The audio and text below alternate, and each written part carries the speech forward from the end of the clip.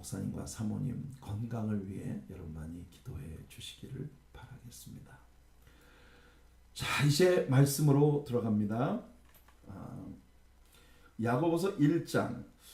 제가 본래 여러분 주보에는 오늘 저녁에 야고보서 1장과 2장을 커버하겠다고 이제 그 광고를 넣었는데요. 제가 생각을 해보니 이번 그 특세가 끝나고 난 그 다음 주간에 제가 총회로 캘리포니아를 다녀오게 될 거고, 그러는 와중에 주일 예배를 제가 설교를 하지 못하는 날이 하루 있기 때문에, 그래서 이 성경 여행의 페이스를 한 주 좀 늦추어서 1장과 2장은 분량이 좀 깁니다. 그래서 1장과 2장을 각기 한 장씩 하고, 그 다음에 3, 4장, 3장, 4장, 5장 이렇게 그 두 주 걸쳐서 3, 4, 5장을 반씩 이렇게 커버하는 걸로, 그렇게 하면 여유 있게 우리가 야고보서를 공부할 수 있을 것 같아서 오늘은 야고보서 1장만 우리가 함께 다루도록 하겠습니다. 여러분 성경을 야고보서 1장으로 펼쳐 주시고요.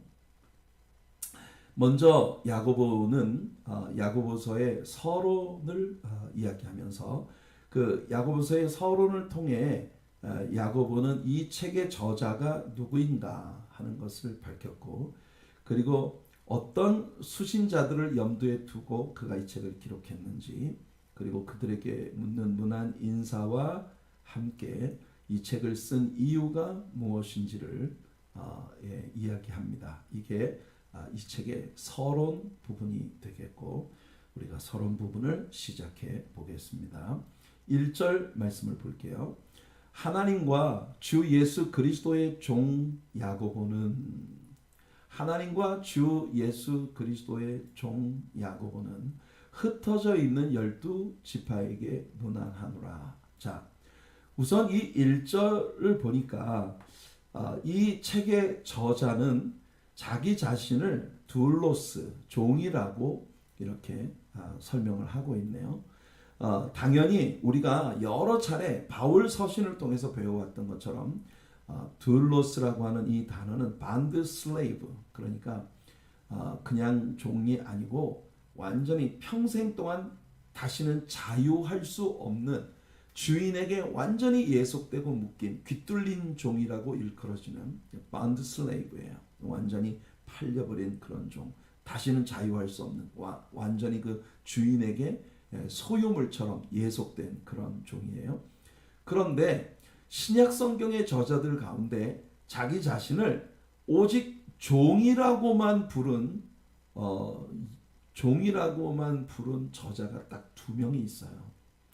바울도 자기 자신을 언제나 둘로스라고 설명을 하지만, 바울은 반드시 내가 예수 그리스도의 종이며 또한 사도가 된 나 바울은, 이 사도라고 하는 아포스톨로스, 하나님께로부터 특정한 권위와 사명을 받아서 보냄을 받았다고 하는 개념의 그 아포스톨로스, 어파서, 자신의 그 어파서십, 자신의 사도직에 대한 변명이 자기 소개에 반드시 포함이 되어 있습니다. 그렇기 때문에 이 신약 성경에서 자기 자신을 오직 종이라고만 부른 딱 2명의 인물이 있는데, 그 2명이 누구냐? 바로 지금 우리가 보고 있는 야고보서와 그 다음에 이 유다서, 나중에 유다서를 공부할 때 배우게 되겠습니다만은 유다, 야고보와 유다 두 사람의 인물만이 자기 자신을 다른 부연 설명 없이 오직 예수 그리스도의 반드 슬레이브라고 이렇게 예속되어진 종이라고만 설명을 했거든요. 그런데 여기 보면 여러분이 야고보와 유다 둘 다 누굽니까? 예수님의 이제 그 의붓 동생들이에요. 마리아 모친 마리아는 같지만 예수님은 성령님의 역사하심을 통해서 잉태되어, 성령으로 잉태되어 태어나신 분이시고 하나님이시고, 야고보와 유다는 요셉과 마리아 사이에 일반적인 부부 관계를 통해서 태어난 자녀들이기 때문에 그래서 의붓 형제입니다. 엄마는 같은데 아버지가 서로 달라요. 그런 그 동생들. 근데 제가 참 흥미롭게 생각하는 게 그거거든요. 만약 내가 야고보나 유다였다면 저는 제 자신을 소개하는 데 있어서 반드시 제가 누군지를 밝혔을 겁니다. 예수님의 동생인 스텝 브라더인 나 야고보는 저 분명히 이걸 넣었을 거예요. 왜냐하면 제가 좀 뻐기고 싶거든요.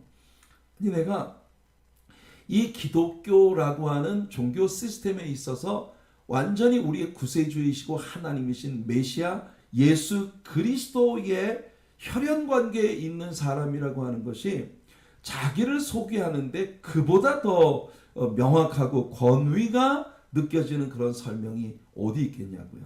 그런데 야고보도 유다도 두 사람이 모두 공히 자기 자신을 오직 종이라고만 부르고 있다는 겁니다. 종이라고만 부르고 있어요. 그러니까 이 사람들은 진짜 예수 그리스도의 종으로서의 겸손한 그런 모습을 보이고 있는 정말 참 종들입니다.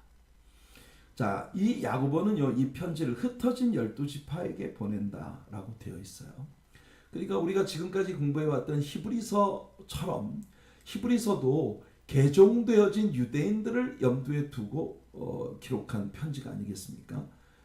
그런데 여기 보니까 흩어진 12지파, 온 세계 여러 지경에 흩어져 있는 12지파에게 이 편지를 썼다라고 되어 있네요. 이스라엘의 디아스포라, 그러니까 온 세계에 흩어진 12지파 이스라엘 사람들을 향해서 이 편지를 썼습니다. 여기서 문안한다라고 하는 이 말이 여기 문안하노라 그랬죠. 흩어진 12지파에게 이 문안한다는 말이 카이로입니다. 카이로라고 하는 말은 기뻐한다라고 하는 의미가 내포되어 있습니다. 문안 인사를 하는데 기쁨 가운데 너희들을 생각만 해도 너희들에게 문안 인사를 건네는 것만으로도 난 너무 행복해져. 너무 기쁨이 넘쳐. 이런 개념이 담겨있는 그런 인사 말씀이에요. 그러니까 문안이 참 아름답죠. 자, 우리가 여기서 보듯이 문안 속에 담긴 야고보의 겸손과 이 서신을 쓰면서 야고보가 이 편지를 수신하는 사람들에게 강렬하게 심어주고 싶어하는 것이 무엇인가? 이 편지를 쓴 야고보의 그 결단이 아주 굉장히 그 선명하게 드러나 있다는 걸 우리들에게 보여줍니다. 일단 야고보는 우리가 신앙생활을 해나가는 데 있어서 굉장히 겸손하게 낮아져야만 한다는 걸 분명히 자기의 소개를 통해서 분명히 했고, 여기 흩어진 12지파에게 편지한다고 말하고 있는 걸 보니 현재 유대인들로서 온 세계에 흩어져서 고난받고 있는 유대인들이 그들에게 다가오는 모든 종류의 시험과 고난과 어려움들이 그들에게 영적인 큰 축복을 내포하고 있는 하나님의 선물이다 라고 하는 걸 온 세계에 흩어진 유대인들에게 이야기해 주고 싶었던 거예요. 참 그 유대인들만큼 온 세계에 뿔뿔이 흩어진 그런 민족이 역사 가운데 또는 온 세계에 현존하고 있는 민족들 가운데 달리 있겠습니까? 이스라엘이 온 세계를 향해 흩어진 것은 크게 네 차례의 사건으로 인한 것인데요. 첫째는 아수르의 공격으로 인해서 북이스라엘이 완전히 멸망을 하면서 그 아수르의 왕이 가지고 있었던 포로 정책은 이스라엘 사람들을 완전히 주변에 있는 이방 나라들의 강제 이주를 시켜서 이스라엘을 뿔뿔이 흩어지게 만드는 것이 그 포로 정책이었기 때문에 아수르에 의해서 이스라엘은 강제 이주를 당해서 흩어지게 되었습니다. 그 다음에 남쪽에 남아있었던 유다 지파가 두 번째로 바벨론의 느부갓네살에 의해서 공격을 받아 바벨론 유수 70년 동안 바벨론 포로 생활에 들어가면서 바벨론에 끌려갈 때는 포로로 끌려갔는데 바벨론에서의 포로 생활 가운데 얼마간 자유함을 얻은 유대인들이 당시에 온 세계를 제패했던 바벨론 뒤에 나오는 미도 퍼시아, 그 다음에 페르시아 제국에 이르기까지 그 모든 넓은 영토로 뿔뿔이 흩어져서 살기 시작하면서 이 유대인들은 아주 크게 흩어지게 된 것입니다.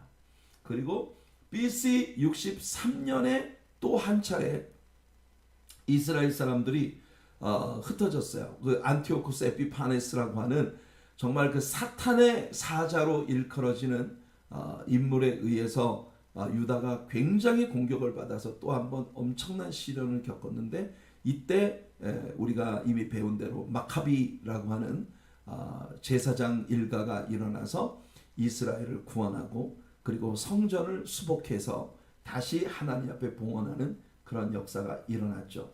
그리고 AD 70년에 예수님께서 예언하셨던 그대로 로마의 타이러스가 이끄는 로마 군대가 이스라엘을 공격함으로써 이때가 이스라엘을 정말 온 세계로 다 흩어지게 만들어버린 그리고 실제로 AD 70년부터 이제 1984년인가요? 이스라엘이 유엔에 등재된 새로운 독립국가로 다시 제정되기까지 그 오랜 세월을 이스라엘은 이 지도에서 아주 국가 자체가 완전히 사라져버린 그 잃어버린 바 되어진 나라로 그렇게 흔적도 없이 사라져버렸다가 다시 1948년도에 다시 재건되어진 기적같은 그런 나라가 이스라엘입니다. 이렇게 4차례에 걸친 엄청난 그 박해로 이스라엘 사람들은 온 세계로 흩어졌는데 제가 러시아에도 가보니까 러시아의 뭐 볼고그라드라든지 뭐 로스토프라든지 이런 그 아주 모스크바로부터 멀리 떨어진 그런 지역들. 원래 그 볼고그라드는 옛날에는 이름이 스탈린그라드였어요. 그래서 모스크바와 스탈린그라드와 그 다음에 산페테르부르크라고 하는 이 세 개 도시가 독수리 날개처럼 이렇게 모스크바의 양 날개 역할을 하는 그런 모습으로 스탈린이 계획을 했었다는 그런 지역이에요. 근데 지금은 볼고그라드가 굉장히 아주 보잘것없는 그런 시골이 되었습니다만은 그런 지역도 가보니까 그렇게 깊은 이제 그 소외된 지역에도 유대인들의 커뮤니티가 존재하고 있다는 걸 볼 수가 있습니다. 참 굉장해요. 그러니까 완전히 모슬렘권의 그런 중앙아시아 지역에 있는 나라들 속에도 유대인 커뮤니티가 있어요. 그러니까 유대인들은 정말 온 세계에 흩어진 그런 고난받는 인물들이었거든요. 그런데다가 유대교로부터 개종을 해서 예수님을 믿고 기독교로 개종되어진 주이시 크리스천들은 정말 그들이 마치 그 고난을 타고난 사람들처럼 삶에서 굉장히 많은 시련과 박해를 겪어야 했던 거예요. 그렇기 때문에 히브리서 기자처럼 야고보도 그렇게 온 세계에 흩어진 12지파 즉 이스라엘에 개종되어진 크리스천, 주이시 크리스천들을 향하여 이 편지를 쓰고 있는 것입니다. 그러면서 2절에 이 편지의 목적이 아주 뚜렷하게 담겨있는 이야기를 해요. 내 형제들아 너희가 여러 가지 시험을 당하거든 온전히 기쁘게 여기라. 지난 그 주일 아침 설교를 통해서 여러분들과 이 부분을 나눴습니다. 내 형제들아 너희가 여러 가지 시험을 당하거든 온전히 기쁘게 여기라. If you fall into various trials라고 되어 있는 부분을 여러분들이 눈여겨보실 필요가 있어요. 이게 if라고 되어 있지 않고 when you fall into various trials라고 되어 있습니다. 뉴 킹 제임스 버전에서 여러분들이 보시면 야고보가 if you fall into various trials라고 말하지 않고 when you fall into various trials라고 말을 하고 있어요. 만일 야고보가 if라고 하는 단어를 썼다면 이건 시험 당하는 일은 진짜 세속적인 표현 같습니다만 정말 재수 없는 일이야. 오죽하면 시험을 받겠어. 근데 그 시험을 당하는 일은 안 올 수도 있지만 혹시 너희가 시험을 당한다면 그런 의미가 돼요. If you fall into various trials라고 말하면, 그러나 이 야고보가 when you fall into various trials라고 이야기한다면 이 when이라고 하는 단어가 가진 개념은 뭐냐면 반드시 온다. 시험은 sooner or later, 누구는 좀 더 일찍 받고 누구는 좀 더 늦게 받고 누구는 좀 더 굉장히 아주 심한 박해를 받을 수도 있고 어떤 사람은 조금 덜할 수도 있겠지만 분명히 온다. 기대하시라. 개봉박두 그런 뜻이거든요. 그래서 기대하고 있다가 when you fall into various trials, 그러니까 기대하고 있다가 막상 시험이 다가오거든. 그러면 그 모든 것을 온전히 기쁘게 여기라. Count them all joy. 지난 주일 아침 설교에서 우리가 함께 이야기했던 부분입니다. 자, 이와 같은 문안 인사 가운데에서 야고보가 이 편지를 왜 쓰는지에 대한 것을 분명히 밝혔어요. 자, 이 문안에 이어지는 바디 부분의 첫 마디, 내 형제들아 너희가 여러 가지 시험을 당하거든 온전히 기쁘게 여기라 라고 하는 이 구절은 우리들에게 상당히 샤킹한, 우리가 예수를 믿으면서 보통 사람들이 기대하지 않는 그런 일을 우리들에게 얘기해 주는 겁니다. 이 세상에서 환난을 당하거나 시험의 때를 만나는 걸 즐거워하는 사람이 누가 있겠어요? 일반적으로 우리들은 그런 어려운 고난과 역경을 마주하게 되면 반드시 우리들의 마음속에 하나님이 혹시 나를 버리셨나? 하나님은 나를 관심조차 갖고 계시지 않은 거 아닌가? 하는 이런 생각이 우리들의 마음속에 일어날 수 있어. 혹시 하나님 나에게 진노하셨나? 이런 생각을 하게 되면 그러면 모든 우리들의 신앙생활에 아주 심하게 흔들리게 되죠. 이런 생각이 어디서부터 오는 것인지는 잘 모르겠습니다만 우리가 하나님을 섬기기만 하면 모든 일이 정말 그 장미 가든에 거하는, 로즈 가든에 거하는 것처럼 그렇게 아주 장밋빛 무지개, 장밋빛 환상이 펼쳐지는 그런 삶이 될 것이라는 기대를 하고 있어요. 하지만 성경에 어디에서도 예수를 믿기만 하면 너희들의 삶은 장밋빛 환상 가운데 들어가게 된다고 약속한 적이 없어요. 하나님을 믿기만 하면 모든 것이 평탄하고 모든 것이 다 잘 된다고 많은 사람들이 생각하지만 야고보가 말한 것처럼 너희들에게 시험이 반드시 다가온다. 기다려라. 아직 시험되지 않았다면, 너희 믿음이 아직 시험되지 않았다면 기대해라. 반드시 온다. 그랬다가 when you fall into various, 그런 시험에 빠지거든. 그것도요 various trials예요. 진짜 한 번 시험이 몰려오면요 정말 5만 가지가 다 시험이 돼요. 5만 가지가 다. 그러니까 그런 시험들이 내게 닥쳐오거든. count them all joy. 기뻐하지는 못해도 일단 그 모든 것을 기쁘다고 쳐라. 이런 가르침을 야고보가 주고 있는 겁니다. 우리가 하나님을 믿는다고 고백할 때 우리의 믿음은 시험대 위에 반드시 오르게 됩니다. 왜냐하면 우리의 믿음이 어떤 믿음인지를 하나님은 이미 다 알고 계시지만 우리 자신에게 우리의 믿음이 어떤 것인지를 보여주시기 위해서 하나님이 그렇게 하시는 거예요. 우리가 만나는 모든 종류의 문제들 속에는 이중적인 의도가 담겨 있습니다. 하나는 뭐냐? 사탄은 이 시험을 우리에게 던져줌으로써 우리의 믿음이 가짜였다는 걸 증명하는 게 사탄의 목표예요. 하지만 동일한 시험이 우리에게 다가왔을 때 우리 하나님이 이 시험을 우리에게 받도록 허락하시는 이유가 뭐냐? 이 시험을 통해서 우리의 믿음이 진짜고 우리를 향하신 하나님의 사랑이 절대로 흔들리지 않는, 주님의 사랑은 영원히 쇠하지 않네. 주님의 나라는 영원히 쇠하지 않네. 주님의 사랑은 영원히 변하지 않네. 오늘 우리가 찬양한 것처럼 우리를 향한 주님의 사랑이 변하지 않으시기 때문에 어떤 상황 가운데서는 하나님은 우리를 다시 믿음으로 일어서게 하신다는 거예요.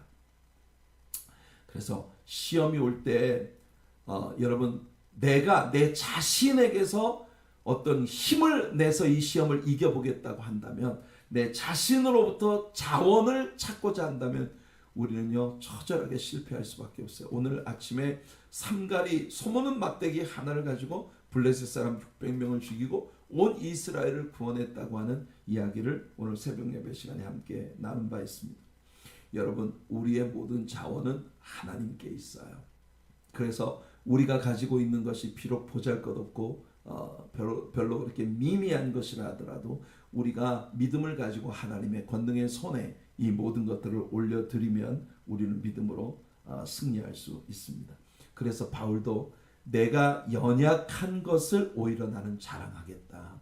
왜냐하면 내가 연약한 줄을 알기 때문에 나는 더욱 하나님께 매달리게 되니까 그럴 때 하나님의 능력이 나를 더 강하게 하는 것이야. 그래서 내가 약할 그때 내가 곧 강함이라 라고 바울은 해석하고 있는 것입니다.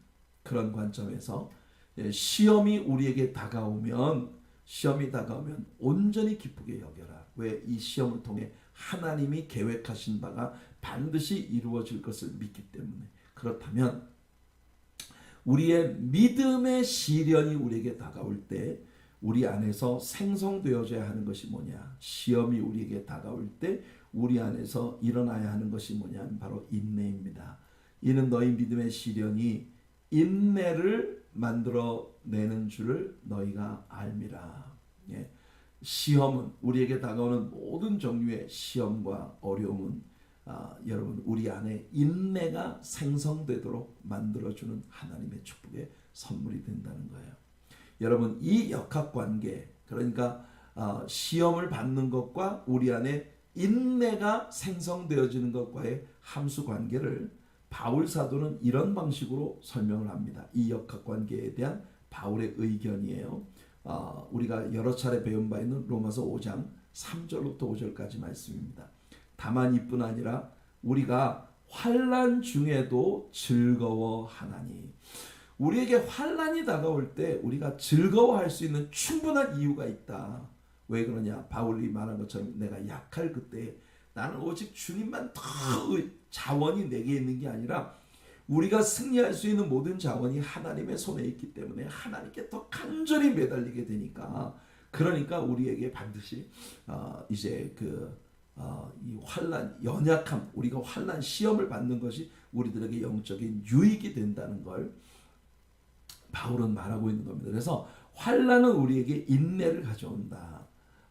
인내는 우리에게 연단을 이루고 연단은 우리에게 소망을 이룬다는 걸 우리가 알기 때문이다. 그리고 그렇게 해서 우리 안에 생겨진 그 소망이 우리를 결코 부끄럽게 하지 않을 것이다. 왜냐하면 이 소망이 우리 개인의 욕심으로 우리 안에 일어난 소망이 아니라 하나님의 성령께서 하나님의 사랑으로 우리 마음에 부어주신 소원이기 때문에 이 소원은 절대로 우리를 창피하게 만들지 않을 것이다. 자, 이 단어들을 좀 더 명확하게 이해할 수 있기 위해 우리는 뉴 킹 제임스 버전에서 같은 구절을 봅니다. And not only that, but we also glory in tribulations. 야, 여기 보니까요. 이뿐 아니라 우리는 시험이 다가올 때, 박해가 다가올 때, tribulation, 고난이 다가올 때, 환난이 다가올 때 우리는 오히려 그 속에서 영광을 얻게 된다. 왜냐하면 knowing, 알기 때문이에요. That tribulation produces perseverance. 우리 성경에 인내라고 번역되어진 단어가 patience가 아니고 perseverance라는 그런 단어로 되어 있는 것을 봅니다. perseverance라는 말은 물론 patience, 인내라는 의미가 이 속에 담겨 있긴 해요. 하지만 칼빈주의의 5대 개요, 튤립으로 대변되는 total depravity, unconditional elect, 그리고 튤립, TUL, limited atonement, irresistible grace, 그리고 맨 마지막에 perseverance of the saints. 그러니까 이 칼빈의 5대 개요 가운데 마지막 것이 뭐냐? 성도의 견인이에요. 견인이란 뭐냐? patience라는 의미도 있지만 이게 하나님께서 성도를 절대로 넘어뜨리지 않으신다. 하나님이 성도를 절대로 빼앗기지 않으신다라는 이런 개념이거든요. 그러니까 우리가 구원받은 하나님의 자녀가 되었을 때 우리는 우리 자신의 연약함을 생각하면 하루에도 12번씩 우리 구원을 잃어버릴 것 같은데, 우리의 구원이 우리에게 달려있는 게 아니라 하나님의 손에 있기 때문에 하나님이 절대로 우리를 빼앗기지 않으신다. 그러니까 이 말은요, 인내의 의미도 있지만 지키심의 의미가 있는 거예요. 바울이 말한 것처럼 약할 그때 우리는 오히려 더 강하다. 우리가 환난을 만날 때 그 환난으로 인하여 우리 안에 produces, 이 환난이 우리들에게 열매를 맺어요. 생산을 해요. 뭘 생산해요? perseverance, 성도의 견인을. and perseverance, 이 성도의 그 인내가 character, 우리말에 연단이라고 되어 있는 단어가 character입니다. 연단은 주로 굉장히 그 단련 받는, 그러니까 쇠가 막 다 녹아가지고 찌꺼기가 다 없어진 순수한 그런 쇠가 된다든지 아니면 순금으로 재련된다든지 그런 것을 우리가 생각합니다만은 연단이 캐릭터리라고 되어 있어요. 이 캐릭터리란 말은 뭐예요? 우리들 안에 인격, 성품 이런 것들이 형성이 된다는 거예요. 무슨 인격이 형성됩니까? 무슨 성품이 형성됩니까? 우리가 하나님의 지키심 안에 늘 기도하면서 살아가다 보니 예수 그리스도의 캐릭터리 우리 안에 생성되는 거예요. 예수 그리스도의 성품을 닮아가는 거예요. 그래서 그 성품이, 예수 그리스도를 닮아가는 그 성품이 우리들에게 hope, 소망을 프로듀스한다 그 말입니다. 예수 그리스도의 성품이 우리 안에 형성되어지면 우리 안에는요 이제 소망이 생겨요. 근데 그 소망은 어떤 소망이냐? 예수 믿기 전에도 우리에게 소망이 많았어요. 부자 되고 싶은 소망, 우리 아들 딸 다들 잘 살기 원하는 소망, 내가 손대는 일마다 마이다스의 손처럼 막 그냥 승승장구하는 그런 소망. 이게 다 우리들이 옛날에 가지고 있었던 소망이에요. 근데 예수 그리스도의 품격이 우리 안에 형성되었을 때 일어나는 그 소망은 이제껏 우리가 개인적인 이기적인 아주 셀피시한 이기적인 욕심에 의해서 생겨나는 소망이 아니라 하나님의 차원에서 하나님의 품격, 이 예수 그리스도의 성품이 우리 안에 형성시켜주는 예수님의 소원이 내 소원 되어지는 겁니다. 온 세계 열방이 예수 믿고 돌아오기를 바라는 소망, 대단한 소망이죠. 내가 할 수만 있으면 내 주변에 있는 모든 사람을 예수 믿게 하겠다라고 하는 그런 소망. 내가 그냥 우리 교회에서 하나님 앞에 가장 많은 헌금을 드릴 수 있는 헌신도, 제가 물질의 양을 말하는 게 아닙니다. 하나님 앞에 누구보다도 내가 정말 헌신도에 있어서 대단한 헌신도를 가진 사람이 될 거야 라고 하는 그런 소망. 이런 그 소망은요 절대로 does not disappoint, 우리를 절망시키지 않아요. 실망시키지 않아요. 창피하게 만들지 않아요. Because the love of God, 하나님의 사랑이 has been poured out in our hearts, 우리들의 마음속에 부음받되었어요. 무엇으로? By the Holy Spirit, 성령의 능력으로 하나님의 사랑이 우리 마음에 부음받되어 우리 마음에 부음받되어진 예수 그리스도의 캐릭터를 닮은 변화된 성품인 우리가 바로 그 하나님의 사랑으로 인해 품어진 소원이기 때문에 이 소원은 성령께서 우리 안에 심어준 소원이거든요. 그러니까 절대로 이 소원은 우리를 실망시키지 않을 것이다. 바울이 말하는 것과 야고보가 말하는 것이 절대로 충돌되지 않고 맥을 같이 하고 있다는 걸 우리가 알 수 있습니다. 그렇죠? 자, 이제 4절을 볼게요. 4절을 보면 인내를 온전히 이루라. 이는 너희로 온전하고 구비하여 조금도 부족함이 없게 하려 함이라. 자, 인내를 온전히 이루라 라고 말을 하니까 인내를 우리가 우리 힘으로 온전히 인내를 이루어야 하는, 우리에게 뭐가 달려있는 것 같은 이런 뉘앙스를 좀 풍기는데요. 역시 뉴킹 제임스 버전에서 이 구절을 보면 이렇게 되어 있습니다. But let patience have its perfect work. 여러분 보세요. 이게 문맥이 완전 달라요. 우리가 인내를 이루라고 명령을 하고 있는 게 아니라 고난 가운데에서 우리 안에 형성되어진 그 인내 자체가 그의 일을, 그 완벽한 일을 하게 해라. Let patience have its perfect work. 그러니까 우리 안에 형성되어진 그 인내가 persevere, 성도에 견인되어진 그런 그 지키심이 그 자체가 완벽한 일을 하도록 그렇게 해라. That you may be perfect and complete, lacking nothing. 그 어떤 일에도 결핍됨이 없는, 부족함이 없는 완전함 가운데로, 완전한 성취 가운데로 너희들이 나아가게 될 것이다. 그러니까 여러분, 우리가 환난을 만나면 그 환난이 우리들에게 인내를 가져다주고, 그 환난으로 인해서 우리 안에 형성되어진 그 인내가, 그 인내 자체가 일을 하여 우리를 완전하게 만들어준다. 그러니까 실제로 여기서 우리가 하는 건 아무것도 없어요. 그냥 우리 안에 형성되어진 인내, 그 인내가 우리들의 삶에서 우리의 삶을 아주 perfect and complete, 아주 완벽하고 완성된 것이 되도록 만들어준다는 거예요. 얼마나 멋진 일입니까? 너희 중에 누구든지 지혜가 부족하거든. 그래서 야고보는 우리들에게 아주 중요한 키를 들려줍니다. 여러분, 이게 중요한 게 뭐냐면, 우리가 시험을 받으면, 환난을 만나면 제일 먼저 짜증이 나고 화가 나고, 왜냐하면 이해가 안 되기 때문이에요.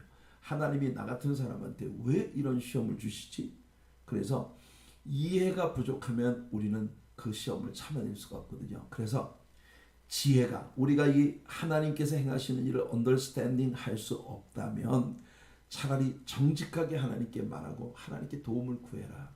도마가, 나는 예수님 손에 못자국에 손을 넣어보지 않고는 절대 예수님 다시 살아나셨다는 걸 믿을 수가 없어. 도리어 그 정직한 고백이 도마로 하여금 예수님의 상처에 손을 넣어보고 확실히 믿는, 그래서 예수님께 나의 주 나의 하나님이시니이다 라고 하는 그런 고백을 했었던 그런 모습을 우리가 볼 수 있지 않습니까? 그러니까요, 하나님은 우리들의 삶을 그렇게 이끌어 가시는 거예요. 모든 사람에게 후히 주시고 꾸짖지 아니하시는 하나님께 구해라. 우리가 하나님이 행하시는 일이 이해가 잘 안 되면 불평하고 원망하고 짜증부터 난단 말이에요. 우리 마음에 자꾸 짜증이 일어나고 불평이 일어나고 원망이 일어나면 하나님께 지혜를 구하세요. 하나님이 우리 안에서 행하시는 그 일들을 언더스탠딩 할 수 있는, 충분히 헤아릴 수 있는 그런 지혜를 우리에게 주시옵소서. 이것이 신자로 하여금 굉장히 성숙한 믿음의 사람들이 되게 만들어주는 일이거든요. 제이버넌 맥기 목사님이 한 교회에 집회를 가셨는데요. 교회가 집회를 하는 동안 저 유리창 안쪽에 그 유아실이 있어요. 그 유아실에 애기 엄마들이 전부 애기들을 데리고 와가지고 거기서 애기들을 막 놀게 하면서 설교를 듣고 있는데, 이 맥기 목사님이 설교 가운데 하시는 말씀이, 지금 이 성전 안에 있는 베이비들이 저 유아실에 있는 베이비들보다 숫자가 훨씬 많습니다. 이렇게 이야기를 했대요. 유아실에 있는 베이비들은 너무 귀여운데 이 방 안에 있는 베이비들은 너무 징그러워요. 이렇게 이야기를 하셨답니다. 여러분, 무슨 말인지 아시겠죠?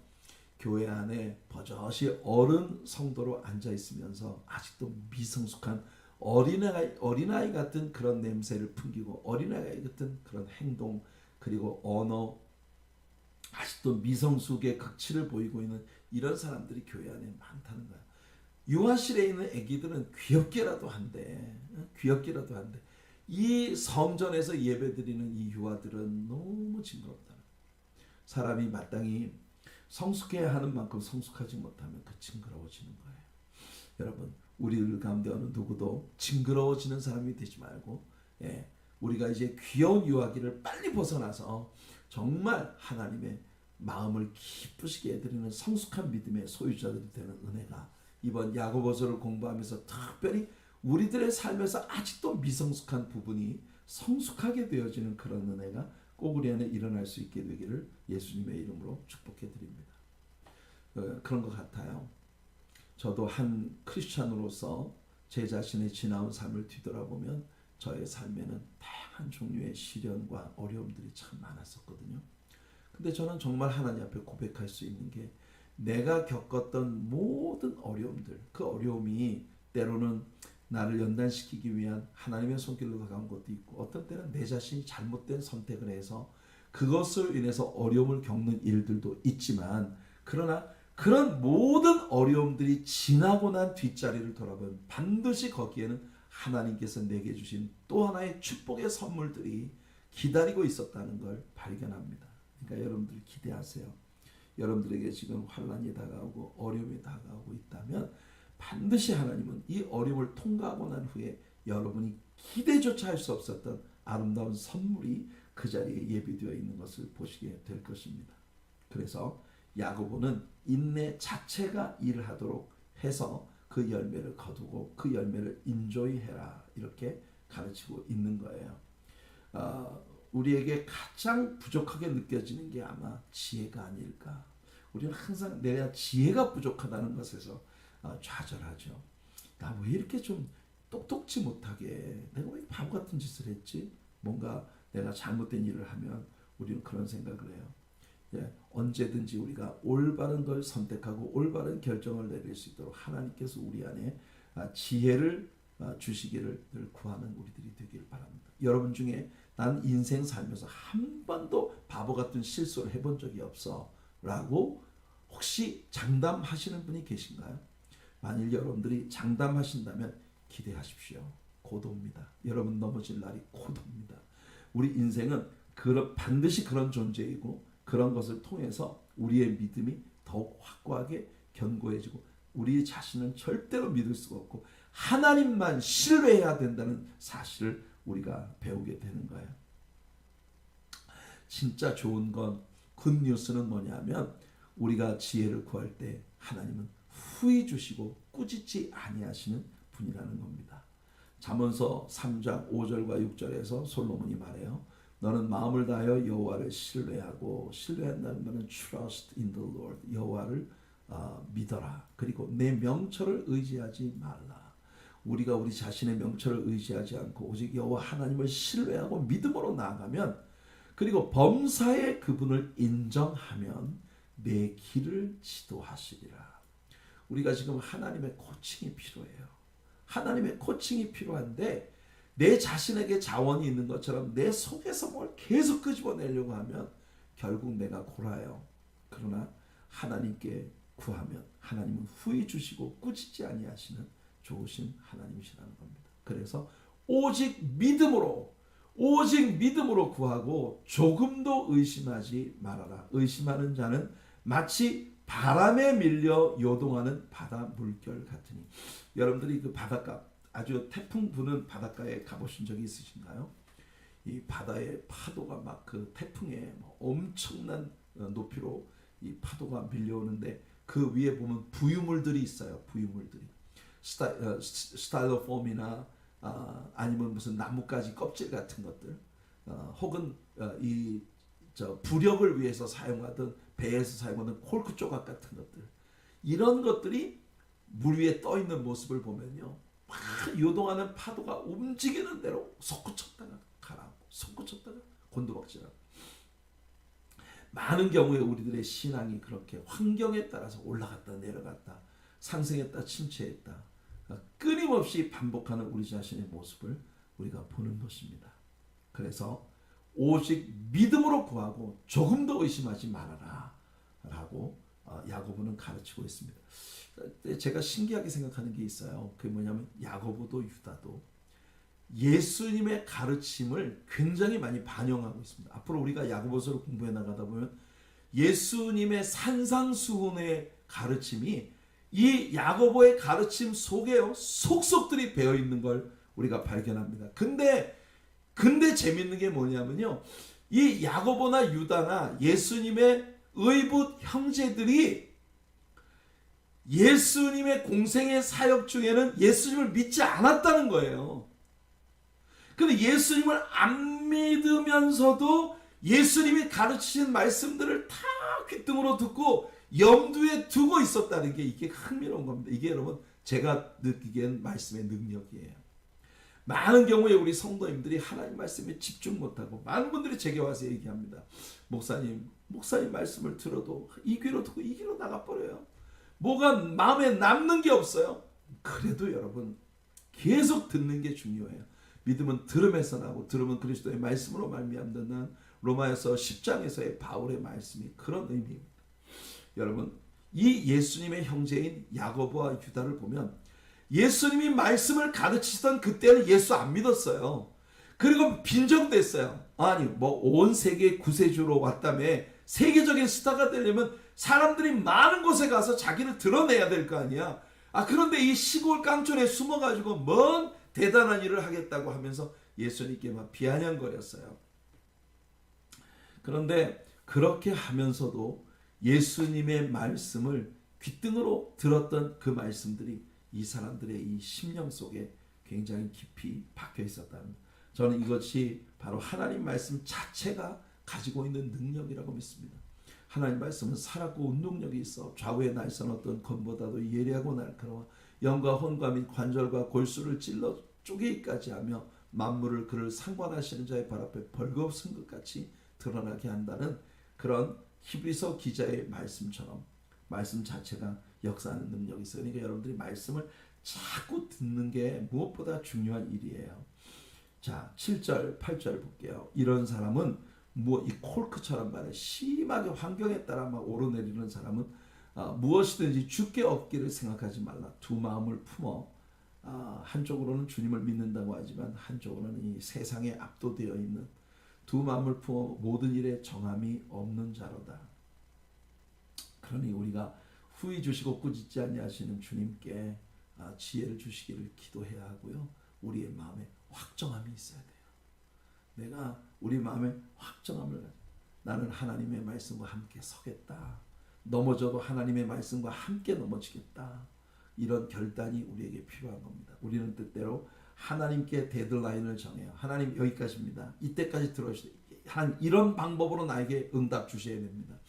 그런데 그 선이 넘어서면 우리는 흔들려요. 심하게. 그러니까 여러분, 우리가 부평초처럼 우리의 욕심에 떠있는 사람들이 아니라 하나님께 뿌리를 내는 그런 은혜, 이것이 우리 마음의 확정함을 가지는 것이 굉장히 중요하다는 걸 야고보가 우리에게 얘기해주고 있는 겁니다. 자, 9절 10절이에요. 낮은 형제는 자기의 높음을 자랑하고 부한 자는 자기의 낮아짐을 자랑할지니 이는 그가 풀의 꽃과 같이 지나갑니다. 세상에서 여러분, 우리가 굉장히 낮은 자리에 처해 있다 하더라도요, 하나님께서 우리를 높여주시는 자리가 분명히 옵니다. 우리처럼 낮은 자에게 하나님께서 어떻게 지금까지 행해 오셨는지 정직한 마음으로 한번 살펴보세요. 하나님께서 우리를 얼마나 높여주셨어요? 심지어 우리를 자녀라고까지 불러주셨잖아요. 보라, 아버지께서 어떠한 사랑을 우리에게 베푸사 Behold what manner of love God has given unto us. 하나님께서 우리들에게 what manner of love, 어떤 매너의 사랑을 우리에게 베풀어 주셨는지 Behold, 보라. 하나님의 자녀라 일컬음을 받게 하셨지 않느냐. That we are called sons. 하나님의 자녀라 칭함을 받게 했다. 우리가 그러하도다. 그러므로 세상이 우리를 알지 못하면 그를 알지 못합니다. 그러니까 여러분, 하나님이 우리에게 어떤 사랑을 주셨느냐 하면 영원히 죄로 말미암아 멸망에 처할 수밖에 없었던 우리들을 자녀라고 불러주셨다는 거예요. 우리 하나님이 얼마나 우리를 높여주신 거예요. 그래서 낮은 자리에 처해 있다고 생각한다면 하나님이 우리를 자녀로 삼으셨다는 그 한 가지만으로도 하나님이 우리를 완전히 우리의 신분을 수직 상승하게 엘리베이션 주셨다는 것을 꼭 여러분들 기억하시기를 바랍니다. 그리고 11절에 보면 해가 돋고 뜨거운 바람이 불어 풀을 말리면 꽃이 떨어져 그 모양의 아름다움이 없어지나니 부한 자는 너의 낮아짐을 자랑해라. 그 말씀에 대한 부연 설명이에요. 부한 자도 그 행하는 일에 이와 같이 쇠잔하리라. 여러분, 물질적인 부는요 영원히 우리 것이 아닙니다. 특히나 우리가 하나님께로 갈 때 우리는 모든 걸 놓고 빈손으로 가게 됩니다. 시험을 참는 자는 복이 있나니 이는 시련을 견뎌낸 자가 주께서 자기를 사랑하는 자들에게 약속하신 생명의 면류관을 얻을 것이기 때문이라. 디모데후서에서 바울도 이 같은 확신 가운데 서 있다는 걸 고백합니다. 전제와 같이 드링크 오프링 관제처럼 나는 이미 벌써 다 부어졌다. poured out. 난 완전히 쏟아져 버렸다. 나의 떠날 시각, 이제 나의 죽음의 시각이 시시각각 다가오고 있다.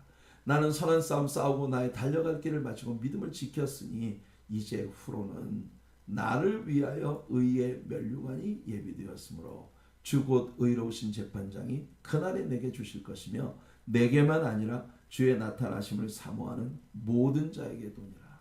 그러니까 바울 사도가 말하는 것처럼 여러분 내가 죽도록 충성하라. 그리하면 생명의 면류관을 내게 주리라 라고 서머나 교회, 심각한 박해를 받았던 서머나 교회의 성도들에게 약속하셨던 우리 예수님. 그 예수님은 지금도 시험받는 우리들에게 약속하십니다. 여러분 지금 혹시 시험을 통과하고 있는 중에 계시나요? 지금 환난을 통과하고 있는 중에 계시나요? 여러분 그 모든 것들을 통과하고 난 후에 반드시 주님의 면류관을 받아 쓰는 자리까지 꼭 나아가는, 시험에서 절대 넘어지고 일어나지 못하는 사람들이 아니라 시험에서 넘어졌다가는 크게 더 상승하는 그런 은혜를 꼭 누리시는 여러분들 되시길 바라요. 사람이 시험을 받을 때 내가 하나님께 시험을 받는다 하지 말지니 하나님은 악에게 시험을 받지도 아니하시고 친히 아무도 시험하지 아니하시느니라. 자, 이 말씀을 보면은 이게 컨텍스트에 맞지 않는 말씀인 것처럼 보입니다. 아까는 여러 가지 시험을 받는다며, 하나님께서 우리에게 시험이 다가오도록 허락하신다며, 근데 사람이 시험 받을 때 하나님께 시험 받는다고는 절대 말하지 말아라. 왜? 하나님은 악에게 시험을 받지도 아니하실 뿐 아니라 친히 아무도 시험하지 아니하시느니라. 자, 여기에 나오는 이 시험이라는 단어, 이 시험이라는 단어는요, 테스팅이 아니에요. trials, 우리를 연단시키기 위해서 우리에게 오는 그런 종류의 테스팅이 아니라 바로 temptation입니다. temptation. 우리를 넘어뜨리려고 하는 목적으로 우리에게 미혹을 가져오는, 하나님은 절대 어느 누구에게도 그 사람을 영원히 넘어질 수밖에 없는 그런 미혹을 가지고 그를 시험하지 않으신다는 거예요. 여러분 하나님은, 하나님께서 우리에게 시험을 허락하실 때는 분명히 우리에게 유익을 주기 위한 이유를 하는 겁니다. 그런데 사람들이 시험을 받아서 넘어지는 이유는 뭐냐? 그 사람들이 바로 이 temptation, 이 유혹에 tempted 돼서 자기 욕심에 이끌려서 결국 시험에 넘어지는 것이다. 이렇게 야고보는 말합니다. 오직 각 사람이 시험을 받는 것은 자기 욕심에 끌려 미혹됨이니. 하나님은 우리를 미혹하지 않으세요. 그런데 우리의 욕심이 우리를 어떤 일에 미혹되게 하여 거기에 죄에 더 깊이 빠지고 우리를 결국 넘어지게 만든다. 그 말입니다. 그래서 야고보는 오늘 1장에 있어서의 서론 부분을 이렇게 결론 짓습니다. 욕심이 잉태한 즉 죄를 낳고 죄가 장성한 즉 사망을 낳느니라. 내 사랑하는 형제들아 속지 말라. 온갖 좋은 은사와 온전한 선물이 다 위로부터 빛들의 아버지께로부터 내려오나니 그는 변함도 없으시고 회전하는 그림자도 없으시. 회전하는 그림자도 없다는 건 그가 변하지 않으신다는 거예요. 자, 그러니 우리가 넘어지는 건 결국 우리의 욕심 때문이다. 이렇게 야고보는 얘기하고 있는 거예요. 우리가 속지 말아야 한다. 자, 하나님께서 주신 시험은요, 우리에게는 유익이 됩니다. 여기까지가 야고보서 1장의 서론 부분에 해당되는 부분이었어요. 자, 이번에는 하나님께로부터 새롭게 태어난 존재들로서의 크리스천들의 존재에 대한 이야기를 야고보가 이야기합니다. 이것이 이제 마지막 부분입니다. 그가 그 피조물 중에 우리로 한 첫 열매가 되게 하시려고 자기의 뜻을 따라 진리의 말씀으로 우리를 낳으셨느니라. 여기서 우리가 태어났다라고 하는 이 단어에 주목해야 합니다. 요한이 말한 것처럼 우리는 혈통으로나 육정으로 난 자가 아니라 오직 하나님께로부터 난 자들이다. 이게 여러분 진리입니다. 우리는 하나님께로부터 난 자들, 주의 뜻을 따라 하나님께로부터 난 자들이에요. 우리가 예수 그리스도를 믿을 때 그 믿음으로 말미암아 우리는 하나님 안에서 거듭나게 되는 거예요. 그래서 바울은 고린도후서 5장에서 누구든지 그리스도 예수 안에 있으면 새로운 피조물이라 이전 것은 지나갔으니 보라 새 것이 되었도다 라고 말하고 있는 것입니다. 이 땅에 처음 태어날 때 우리는요 많은 핸디캡들을 가지고 태어났어요. 하지만 예수 그리스도 안에서 우리가 다시 태어나면서 우리의 약점들을 우리가 다 벗어던지고 하나님의 의의 옷을 입게 되었다는 겁니다. 한동안요 한국 기독교인들에게 가계에 흐르는 저주를 끊어야 산다, 이런 주제가 유행했던 적이 있어요. 근데 저는 그때 그런 주제의 책들이 막 서점에 막 넘쳐나던 때가 있었습니다. 그때 저는 우리 성도님들에게 그렇게 말했어요. 여러분들의 가계의 저주는 이미 끊어졌습니다. 왜? 예수를 믿을 때 이미 흘러내려오는 모든 저주는 끝났어요. 그런데 이런 관점이 뭐냐면 아직도 예수를 믿고 있는데 가계에 아직도 옛날 조상적부터 지은 죄가 우리 가게에 흘러가고 있다. 이 사람들이 하는 말이 뭐냐면요, 교통사고가 나도 맨날 나는 자리에서 또 난다는 거예요. 그러니까 그 자리에 저주가 있다는 거예요. 사람이 물에 빠져 죽는 거 보면 꼭 앞에 어떤 사람이 빠져 죽었던 그 자리에 또 빠져 죽는다. 여러분, 이건 기독교 신앙이 아닙니다. 교통사고가 나는 자리에 계속 나는 건 거기에 무슨 죽음의 귀신이 있어서가 아니라 그 자리가 사고의 위험성이 높은 자리이기 때문이에요. 여러분, 제가 어렸을 때 저희 그 시골 마을에 이런 그 굉장히 깎아지는 절벽을 타고 도는, 물이 이렇게 도는 소가 있었어요. 거기는 밖에서 보기엔 굉장히 물이 평온해 보이지만 그 안에는 굉장히 센 물살이 밑으로 잡아끄는 그런 그 소가 있는 거예요. 근데 서울에서 내려온 대학생들이 여름 휴가를 와가지고서는 수영을 하러, 거기 물이 아주 그냥 잠잠해 보여요. 수영장 같이 보이거든요. 거기를 들어갔다 거기 자꾸 빠져주고, 그럼 사람들이 뭐라고 얘기하면 거기 귀신이 있다는 거예요. 여러분, 예수 믿습니까? 여러분, 하나님의 자녀 되셨습니까? 우리들의 가게에 어떤 저주가 있어서도 이미 예수의 이름으로 끊어졌습니다. 할렐루야. 예수님의 능력으로 이미 우리 가게에 흐르던 모든 저주는 끝나버렸어요. 예수 안에서 우리는 새로운 피조물들이 되었거든요. 이게 성경의 가르침이에요. 근데 얼마나 많은 때에 크리스찬들이 이렇게 새롭게 유행하는 그런 새로운 트렌드에 사람들이 속는지 몰라요. 예수 그리스도 안에 있으면 우리는요, 우리의 출신 성분이 다 예수의 사람들로 다 바뀌어버렸어요. 그게 성경의 진리입니다. 19절을 보세요. 그 요한의 말처럼 우리 혈통으로나 육정으로 나지 않고 하나님께로부터 난 자들이다. 이 개념이 굉장히 중요하다는 겁니다. 내 사랑하는 형제들아, 너희가 알지니 사람마다 듣기는 속히 하고 말하기는 더디하며 성내기도 더디하라. 여러분, 야고보는 듣기는 속히 하고 되도록 하나님의 말씀을 듣는 쪽을 택해라. 내가 내 입으로 뭔가를 많이 말하는 쪽을 선택하지 말고 하나님의 진리의 말씀을 계속 배우는 쪽을 선택해라. 내가 더 이상 배우지 않아도 좋을 만큼 성장했다면 그때부터는 내가 가르치는 그런 그룹들을 만들어서 가르치기 시작해라. 이게 성경의 일관된 가르침입니다. 자, 그래서 이것이 새롭게 태어난 사람의 행동 양식이 있어요.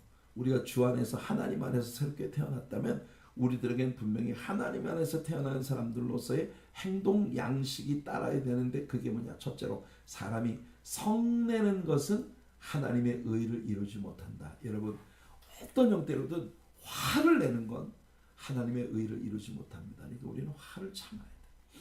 내가 화를 낸다는 건 뭐냐면요, 상대방을 얕잡아 본다는 뜻이고, 또 내가 화를 낸다는 건 뭐냐면 뭐든지 내 원하는 대로 돼야만 된다는 거예요. 내가 원하는 대로 되지 않았을 때, 이런 일들을 통해서도 하나님의 뜻을 이루는 하나님을 인정하면 우리는 그 화를 금방 삭히고 금방 화를 냈던 걸 후회하게 되고 회개하게 되는 거예요. 이런 변화를 하나님 안에서 늘 추구하는 우리들이 되길 바랍니다. 우리가 화를 내면 하나님의 형상이 우리 안에 나타나지 않아요.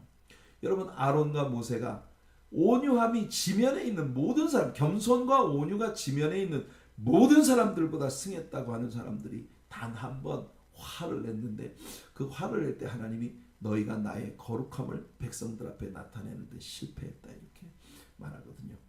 이제 제가 나이를 먹어가니까 젊었을 때는요 무슨 실망이 다가오고 절망이 다가와도 막 쉽게 화를 잘 내지 않는 스타일이었거든요, 성격이.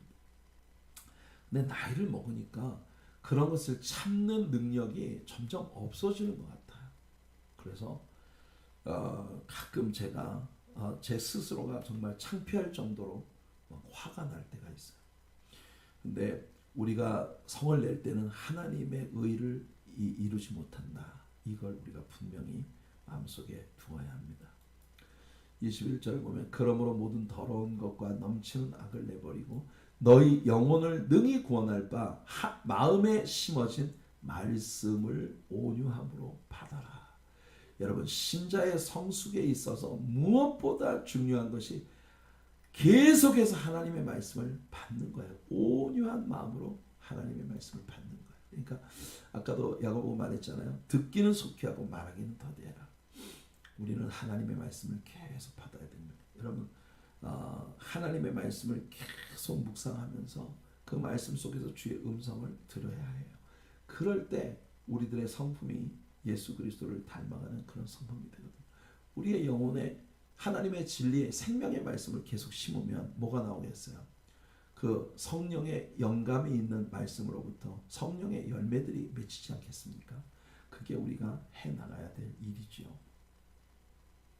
22절에 너희는 말씀을 행하는 자가 되고 듣기만 하여 자신을 속이는 자가 되지 말아라.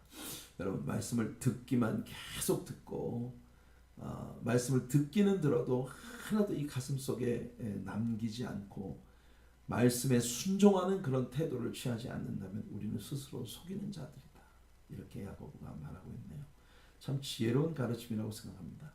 오늘날 교회 안에 얼마나 많은 사람들이 말씀을 듣기만 하고 행하지 아니하므로 자기를 속이는 스스로를 속이는 그런 신자들이 교회 안에 얼마나 많은가.